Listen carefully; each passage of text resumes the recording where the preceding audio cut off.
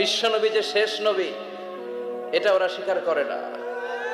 কাদিয়ানীরা, মির্জা গোলাম আহমদ কাদিয়ানী নাম শুনছেন না? পাঞ্জাবে তার জন্ম। এই বেয়াদবটা প্রথমে দাবি করেছে আমি শেষ নবী, এরপর সে দাবি করেছে আমি ইমাম মাহাদি, এরপর দাবি করেছে আমি ঈসা আলাইহিস সালাম। এই বেয়াদবটা পায়খানার ট্যাঙ্কি ভাঙ্গা এরপরে পড়ছে, ওইটার ভিতরে গু খাইয়া মরছে। নবীরা যেখানে মারা যায়, নবীরা পবিত্র, নবীরা যেই জায়গাটায় মরে ওই জায়গাটাও পবিত্র। বিশ্বনবী পবিত্র না? বিশ্বনবী মা আয়েশার ঘরে ইন্তেকাল করলেন, ওই জায়গাটা পবিত্র না? গোটা বিশ্বের নবী প্রেমিক লোকেরা বিশ্বনবীরে সালাম দিতে যায়, মসজিদে নববীতে সালাত করতে যায়। চিল্লা এখন ঠিক কিনা? নবীরাও পবিত্র, নবীরা যেই জায়গায় মরে এরাও পবিত্র। কিন্তু এই মির্জা গোলাম আহমদ কাদিয়ানী, সে বিশ্বনবী যে লাস্ট মেসেঞ্জার এটা সে মানে না। এজন্য ওর মৃত্যু হয়েছে পায়খানার টাঙ্কির ভিতরে।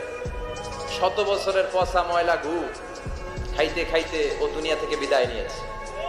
মেথর আনা হয়েছে ওকে উঠানোর জন্য, উঠায় ফেলবে, ধরবে আবার ছপাস করে পড়ে। আল্লাহকে জনমের গু খা। ওই কাদিয়ানীদের পক্ষ নিচ্ছে এই বেয়াদবটা। চিল্লা এখন ঠিক কিনা?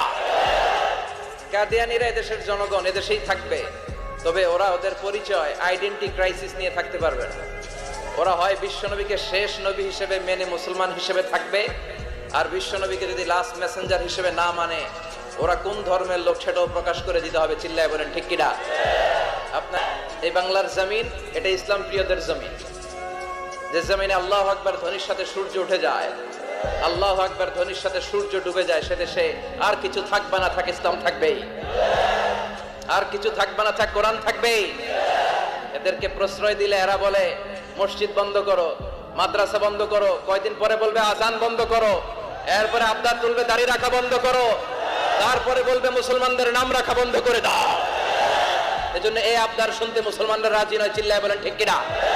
এদেরকে প্রতিহত করতে রাজি আছে মুসলমান?